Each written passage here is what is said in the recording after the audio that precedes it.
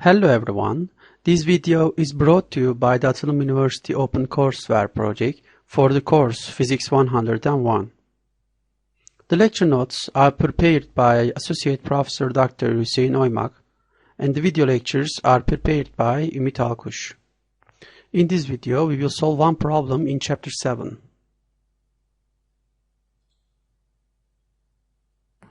As you see in this figure, a box of mass 50 kilograms slides down the frictionless slope at constant speed with the help of a force F, which is applied parallel to the slope, and pulls the box up. In this problem, we will find the magnitude of F in part A. Determining first all the forces acting on the box, we will calculate separately the work done by each force in part B. And finally, we will find the work done by the net force on the box. Okay, let's start. First, we write the given physical quantities in the SI units.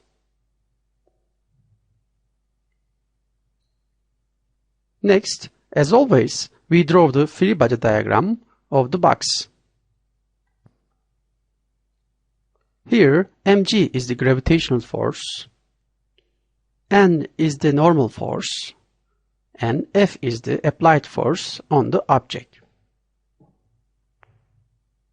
Additionally, vector d denotes the displacement vector. To find the magnitude of F, we should first notice that in order for the box to move at constant speed, its acceleration along the slope must be zero. And by the Newton's second law, F is m times g times sine theta. From the figure, sine theta is nothing but h over d. As a final step, substitute the given quantities into the equation as 50 kilograms times 9.8 meters per second squared times 2 meters over 3.6 meters. Then force F is found to be approximately 272 newtons. And this is the answer to the question in part A. In part B, we calculate separately the work done by each force. Using the formal definition of work, we find the work done by the normal force as n dot d, which is the scalar product of two vectors, and the result is just a scalar, not a vector. Note that the angle between the normal force and the displacement vector d is 90 degrees. So the result is n times d times cosine 90 degrees. And since cosine 90 degrees is 0, then the work done by the normal force is just 0. The work done by force F is F dot d. Here, using the angle between force F and the displacement d, which is 180 degrees, and we obtain F times d times cosine 180 degrees. And since cosine 180 degrees is just minus 1, and the result is minus F times d.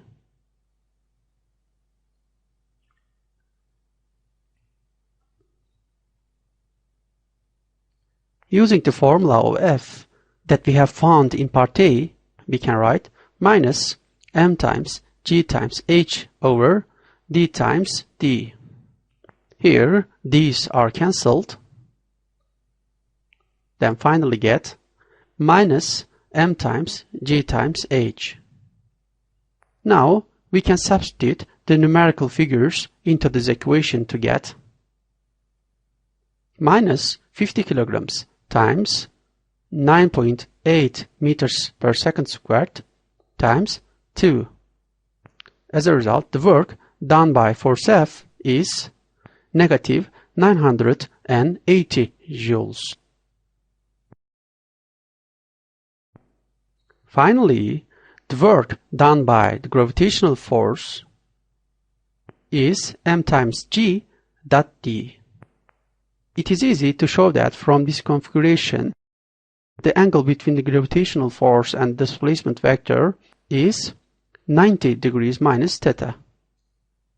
So this formula turns out to be m times g times d times cosine 90 degrees minus theta.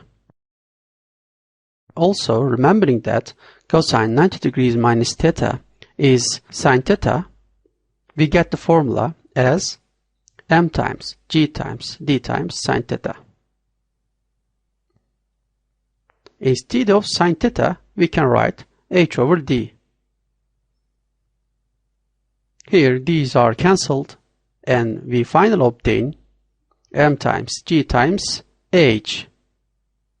Now put the numerical values into this equation as 50 kilograms times 9.8 meters per second squared times 2. If you calculate, you will find the work done by the gravitational force as 980 joules. Okay, let's solve part C. In this problem, since there is no acceleration of the motion of the box, the net force acting on the box is 0. So is the total work done. This can be checked using the results in part B. The total work done by the net force is the sum of the works done by the normal force, applied force F, and the gravitational force m times g. Inserting the results into this equation, we get 0 minus m times g times h plus m times g times h. So, the total work is just 0, as we have claimed. Anyway, we have answered all the questions in this problem. Thank you for your listening and see you in the next video.